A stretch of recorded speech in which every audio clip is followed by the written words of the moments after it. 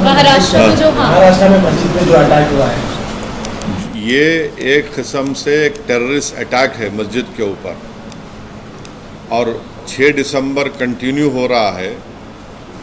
और वहाँ पर शिंदे और फडणवीस की बीजेपी की सरकार है, और उस सरकार की वजह से ये सब हमले मस्जिदों पर किए जा रहे हैं। मस्जिद के अंदर घुसकर कुरान शरीफ की बेहुरमती की गई, मस्जिद के अंदर डिसिक्रेशन किया गया, मस्जिद के अंदर जलाया गए जानी नमाज़ों को।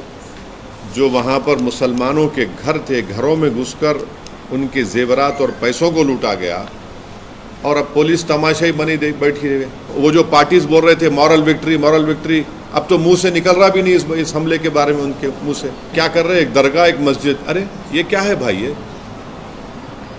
आप वन साइडेड फैसले ले रहे हैं। आप तो संविधान पे ओथ लिए ना, तो आपको सबको बराबर ट्रीट करना है। आप एक रिलीजन के कैसा हो सकते वहाँ की सरकार? फिर जब माइनॉरिटी के प्रोटेक्शन की बात आ रही मस्जिद की, तो आप मस्जिद का प्रोटेक्शन क्यों नहीं कर रहे? अगर वो मस्जिद पे हमला नहीं होता, किसी और की प्लेस, रिलीजियस प्लेस पे हमला होता, तो अब तक आप लोग क्या करते? आपके हर टीवी चैनल पर आप लोग शुरू करते, रेडिकलिज्म हो रहा है, अपीसमेंट हो रहा है, हम इसको दबा देंगे। अब तक कितने बुलडोजरों ने घर तोड़ दिए जाते। अब तक मोदी सरकार की सबसे बड़ी नाकामी है।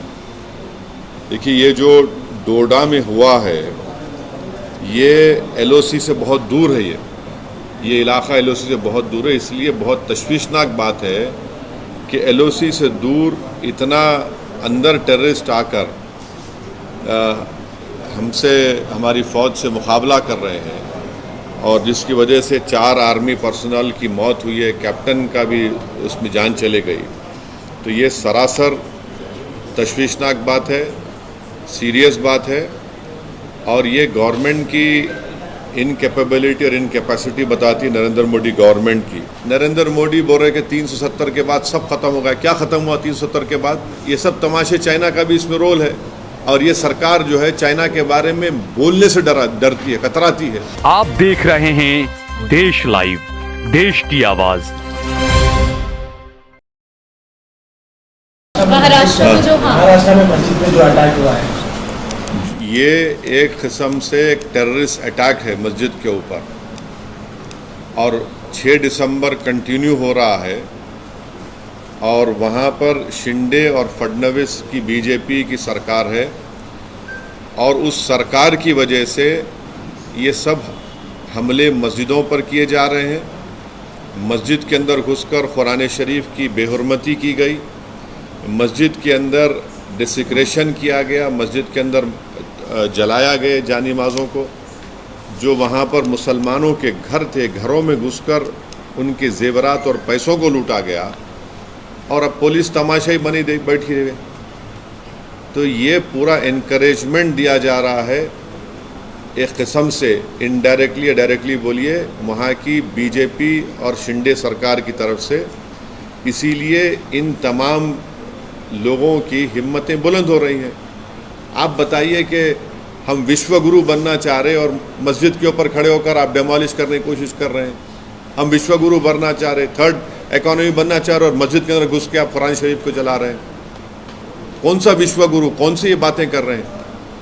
डेलिब्रेट टारगेटिंग है मुसलमानों के और रिलीजियस प्लेस की। इसको इस बात को साबित करता है। केस बुक करें, कितनों को अरेस्ट करें आप? हर वक्त यहाँ पर पिछले 8 महीने से उठा के देख लो, महाराष्ट्र में मस्जिदों को टारगेट किया जा रहा है, और वहाँ की सरकार कुछ नहीं कर रही है, खामोश तमाशा ही बने बैठी हुई है। तो इसीलिए मैंने कल ये बात कही है कि अब आने वाले विधानसभा के चुनाव में महाराष्ट्र के मुसलमानों को, MIM पार्टी कैंडिडेट्स को आप कामयाब करिए। कोई तो आवाज़ उठाए ना। वो जो पार्टीज बोल रहे थे मॉरल विक्ट्री, अब तो मुंह से निकल रहा भी नहीं इस हमले के बारे में उनके मुंह से। आपने जो एक्स पे भी कहा, महाराष्ट्र में सरकार की तरफ से जो पिलग्रिमेज स्कीम की बात की गई है, उसको लेकर किस तरह की आप तो ये रेवड़ी नहीं है, ये कम्युनलिज्म नहीं है। क्या नहीं, सुनिए आप, ये तो महाराष्ट्र की सरकार भी कर रही, दिल्ली की सरकार भी, सब कर रही है। ये क्या है फिर ये? और आप उसमें क्या कर रहे हैं, एक दरगाह एक मस्जिद, अरे ये क्या है भाई? ये आप वन साइडेड फैसले ले रहे हैं। आप तो संविधान पे ओथ लिए ना, तो आपको सबको बराबर ट्रीट करना है। आप एक रिलीजन के कैसा हो सकते हैं वहाँ की सरकार? मेजॉरिटी पॉपुलेशन के हिसाब से, मेजॉरिटी पॉपुलेशन के हिसाब से नहीं है। सवाल ये है कि मेजॉरिटी माइनॉरिटी की आप जब बात करते वहाँ आपको सूट करता, फिर जब माइनॉरिटी के प्रोटेक्शन की बात आ रही मस्जिद की, तो आप मस्जिद का प्रोटेक्शन क्यों नहीं कर रहे? अगर वो मस्जिद पे हमला नहीं होता, किसी और की प्लेस, रिलीजियस प्लेस पे हमला होता, तो अब तक आप लोग क्या करते? आपके हर टीवी चैनल पर आप लोग शुरू करते, रेडिकलिज्म हो रहा है, अपीसमेंट हो रहा है, हम इसको दबा देंगे। अब तक कितने बुलडोजरों ने घर तोड़ दिए जाते अब तक।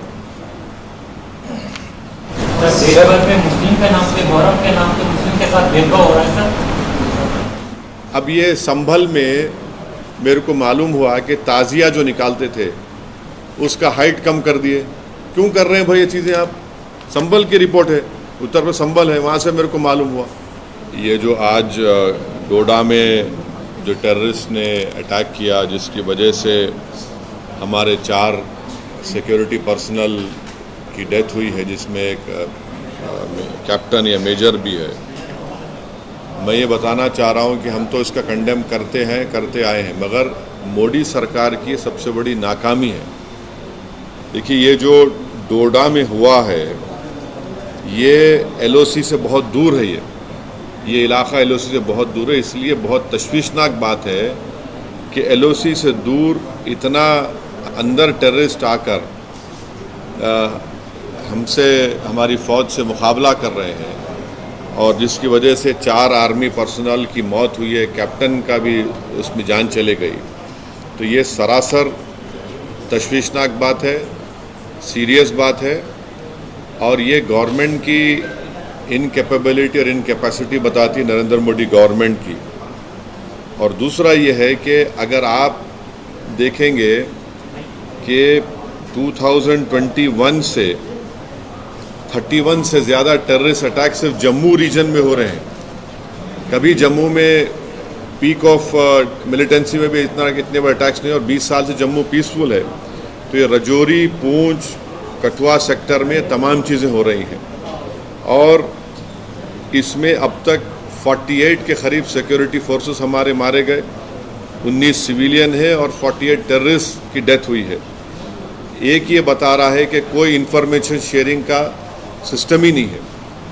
अगर ये गवर्नमेंट इंडिया के जो एक्स एम्बेसडर पाकिस्तान के अजय बिसारा है, उनकी किताब पढ़ेंगे एंगर मैनेजमेंट, जिसमें उन्होंने लिखा कि अल-कायदा श्रीनगर में एक बहुत बड़ा टेररिस्ट अटैक करना चाह रही थी। इंफॉर्मेशन एक्सचेंज के बाद भारत सरकार अल-कायदा के उस बड़े अटैक को हम न्यूट्रलाइज कर सके, रोक सके। तीसरी बात यह कि लोकल से कोई कांटेक्ट नहीं है, स्पेशली नौजवानों से। चौथी बात यह है कि नरेंद्र मोदी बोल रहे कि 370 के बाद सब खत्म हो गया। क्या ख़त्म हुआ 370 के बाद? और पांचवी बात यह है कि चाइना, ये सब तमाशे, चाइना का भी इसमें रोल है, और ये सरकार जो है चाइना के बारे में बोलने से डरती है, कतराती है, और बिलियंस ऑफ डॉलर्स का ट्रेड वन साइड चाइना से हो रहा है। तो हम इसका कंडेम करते हैं, मगर इसकी पूरी जिम्मेदारी नरेंद्र मोदी गवर्नमेंट पे आती है। और इलेक्शन, पार्लियामेंट इलेक्शन के दौरान जो नरेंद्र मोदी बड़ा बात कर रहे थे, बड़ी बात कर रहे थे, हम घर में घुस के मारे, क्या हो रहा है फिर ये? तो ये सरासर नाकामी है गवर्नमेंट की, टेररिज्म को कंट्रोल नहीं कर पा रहे। और डोडा में जो हुआ है ये तो LOC से बहुत दूर है, तो इसलिए बहुत तशवीशनाक और डेंजरस बात है ये। Sir, Jammu Kashmir, the incident happened in Jammu Kashmir on that zone. J&K DGP R.S. Wells says Pakistan successfully infiltrated all important aspects of civil society thanks to so-called mainstream or regional politics in the valley. There is ample evidence to show that many had owned the art of running with the hare and hunting with the horn. What the hell is that Mr. DGP doing over there? He should be ashamed of his this nonsensical statement which has issued. You have imposed UAPA on the Kashmir Bar Council chairman. Today's attack in Doda, which is very far from LOC, how is it that they have entered so much into Doda? Who is responsible for this? He's trying to cover up his incapacity, his mistakes, his failure. Simple as that. But blaming This is very dangerous. We have recently held Lok Sabha elections, and the polling percentage was very high. Everyone praised it, and now the DGP is saying something else. Are you trying to say that all these Lok Sabha elections are rigged? What is he trying to say? Since 20 years, Jammu has been free, but now since 2021, more than nearly 50 security personnel have been killed, 19 civilians have been killed. Recently, 10 pilgrims who went to a temple, they were assassinated by these terrorists. Where is your information network? Why are the locals not helping you? Why are you not taking the youth into confidence? Why is this government not talking about China? Why is this government not talking about sharing information? Mr. Ajay Bisara, in his book Anger Management, had said that information was exchanged. Based on that information, we were able to thwart Al-Qaeda terrorist act in Kashmir. And where is this loud talk of Narendra Modi? We have removed 370, everything is gone. No, it is not gone. This is the failure of Narendra Modi's government. And Mr. DGP should not become a spokesperson for the ruling party. If he intends, he should join BJP. What is your demand on Kolhapur incident, sir? People were seen on the mosque. People were seen on the mosque doing what? Why don't you ask? They were on the mosque trying to damage the masjid, trying to break the domes of the masjid. Those images reminded one of 6 December 1992. Inside the masjid, they went and they have burned the Quran Sharif. They have burned the Jani Mas. They have desecrated a religious place. Adjacent Muslim houses were looted. Money was taken. Jewelry was stolen. What is the police doing? What is this government doing? The Shinde Fadnavis government should take the responsibility because of their approach. They are emboldening such elements. And the most unfortunate part is that these opposition parties who talked about moral victory, they don't even have courage to even utter what has happened over there. That is why it is high time that Muslims of Maharashtra should take a political decision in the coming assembly elections and ensure that MIM party candidates win. Because these attacks are continuing, and you don't even want to utter the word Muslim over there. Sir 2 दिन पहले supreme court में एक order pass किया जहाँ पे उन्होंने बोला है कि we have to give Muslim women को डिवोर्स के बाद भी एलिमनी मिलनी चाहिए.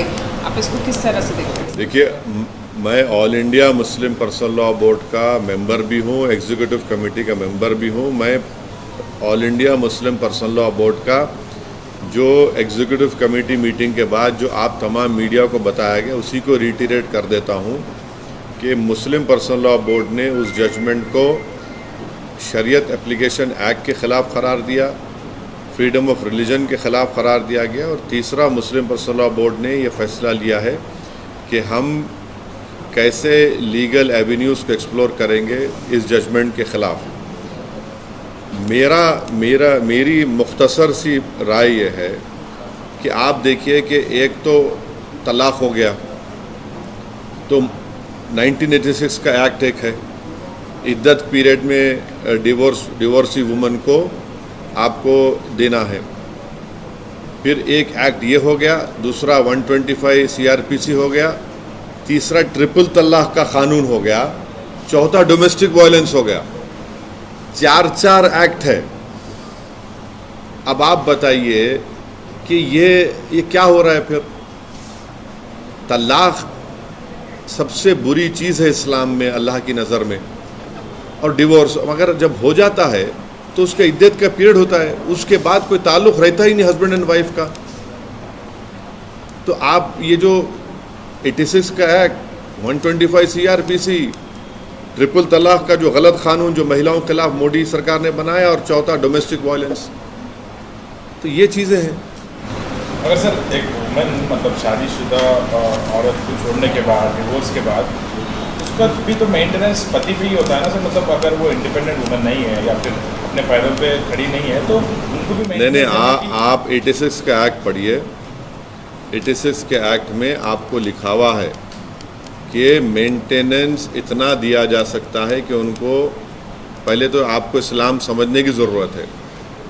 जो पैसे वाइफ को शादी के वक्त दिए जाते हैं, महर बोलते हैं, उसको रिटर्न किया जाता है डिवोर्सी को।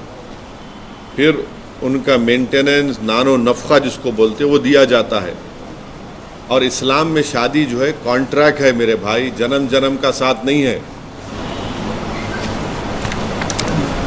यूनिफॉर्म सिविल कोड का मुस्लिम समाज को लाभ होगा या नष्ट होगा?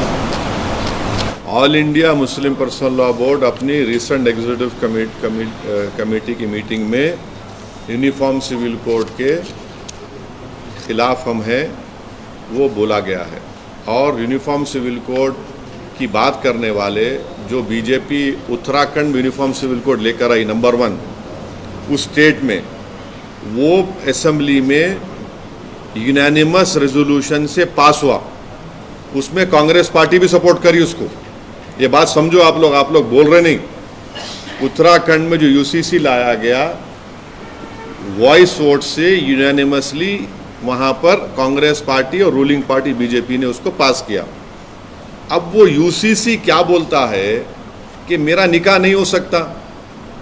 अब इस्लाम में शादी तो निकाह से होंगी ना, विटनेस होंगे, मेहर दिया जाता दुल्हन को, आप उसको उड़ा दिए। स्पेशल मैरिज एक्ट में करो बोल रहे आप होते कौन भाई? मेरा फ्रीडम रिलीजन है, ये है यूसीसी। और यूसीसी की बात करने वाले हिंदू अनडिवाइडेड टैक्स रिबेट दूसरे रिलीजन को क्यों नहीं मिलता, क्रिश्चियन मुस्लिम्स को? आपको मालूम करीब 1800-1900 करोड़ का टैक्स रिबेट दिया गया उसमें। ये तो राइट टू इक्वालिटी के खिलाफ प्रोविजन है। और उस हमारे मुस्लिम पर्सनल लॉ बोर्ड की मीटिंग में ये भी तय किया गया कि जितने चीफ मिनिस्टर्स हैं नॉन बीजेपी के, उनसे जाकर भी मुलाकात करेंगे और इस सिलसिले में, और पॉलिटिकल अपोजिशन लीडर से भी मिलेंगे नॉन बीजेपी के, उनको जाकर हम रिप्रेजेंटेशन देंगे। तो हो सकता है कि जितने चीफ मिनिस्टर्स हैं हमारे तेलंगाना के हो, आंध्रा के हो, और जो नॉन बीजेपी अपोजिशन लीडर्स हैं, चाहे वो YSRCP के हो या AIADMK के हो, और दूसरे, उनसे मुलाकात करके उनको हम बोलेंगे ये बात के बारे में। सर जी, आप यूसीसी और CAA के बारे में कई बार बोल चुके हैं, लेकिन अभी हाल ही में हेमंत बिस्वा शर्मा ने जो वही तो बोला। मैं एक मिनट रुक जाओ, मैं समझ गया।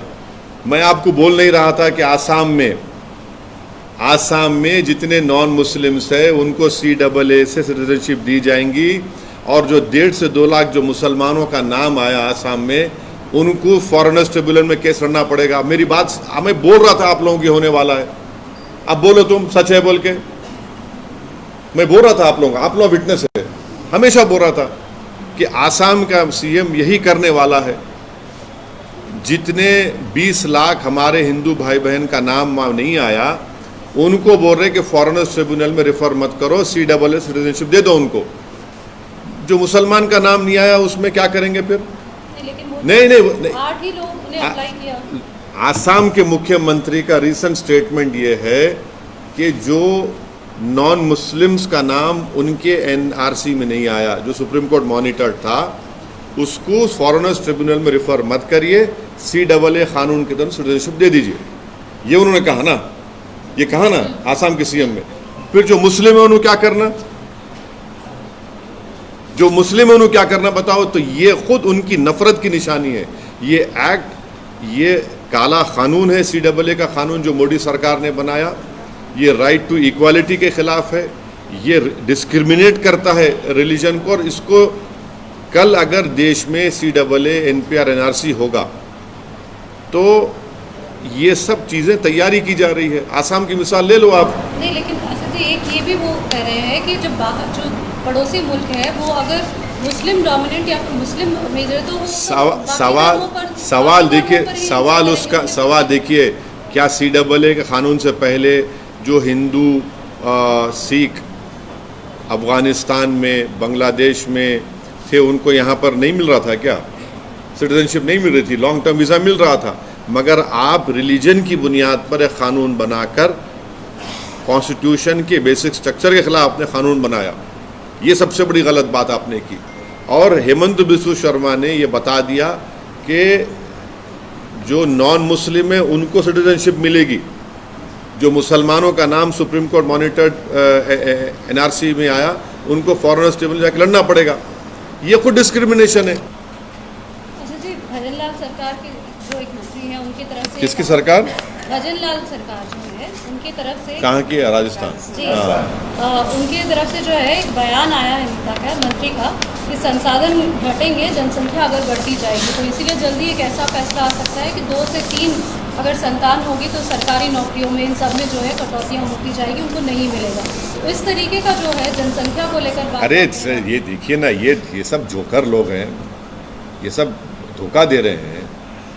इतने नौकरियां आप दिए, बीजेपी ने 10 साल में क्या दिया बताइए? कहाँ नौकरियां दे रहे हैं आप? नौकरियां नहीं दे रहे हैं आप तो बड़ा बोल रहे हैं कि हमारी फिफ्थ लार्जेस्ट इकोनॉमी, GDP हमारा, इतना नौकरी क्यों नहीं आ रही? फिर इनकम ही नहीं हो रहा है।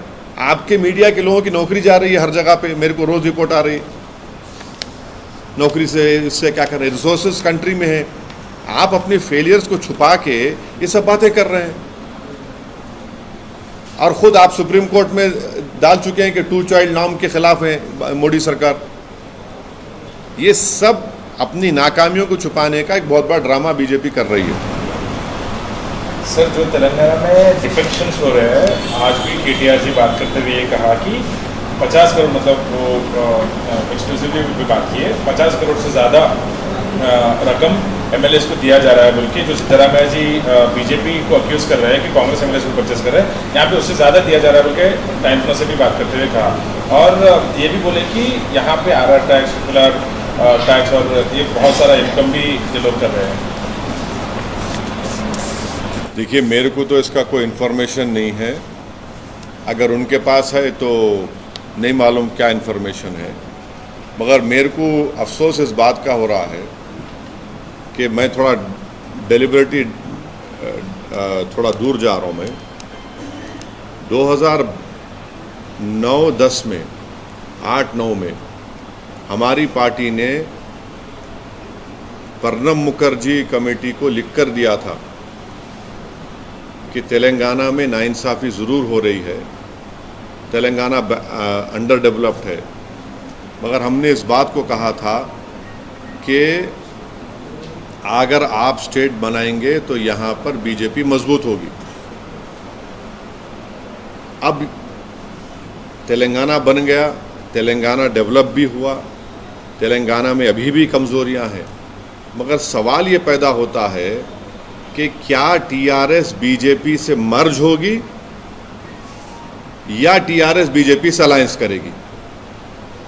ये इंडियन एक्सप्रेस में और डेक्कन क्रॉनिकल अखबार में रिपोर्ट हुआ है, मेरे को नहीं मालूम ये होगा नहीं होगा, मगर ये अखबारात में रिपोर्ट हुआ है।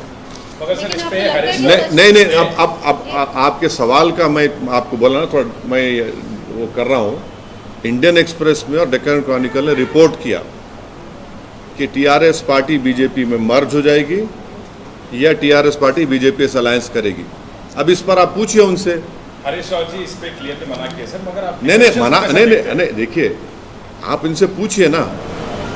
नहीं, भाजपा तो यही सवाल कर रही है कि हमारा क्या फायदा होगा, एक सांसद ने। अरे मेरे को क्या मालूम, अगर आपको अगर ऐसा डाउट हो रहा है तो आपको क्या वजह? नहीं, देखिए मैं जो अखबार में पढ़ा और दोनों रेस्पॉन्सिबल न्यूज़पेपर्स है उसमें बात रिपोर्ट हुई है ना, इसमें रिपोर्ट हुई सो बात है ये।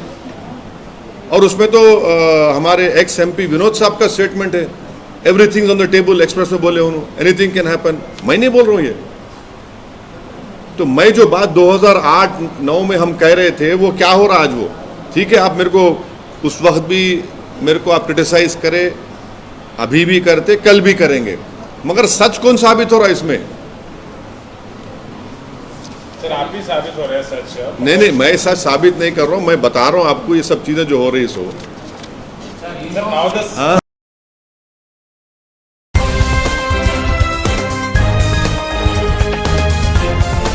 देश और दुनिया की तमाम छोटी और बड़ी खबरों के लिए हमारे चैनल को सब्सक्राइब करना न भूलें और बेल का बटन जरूर दबाएं।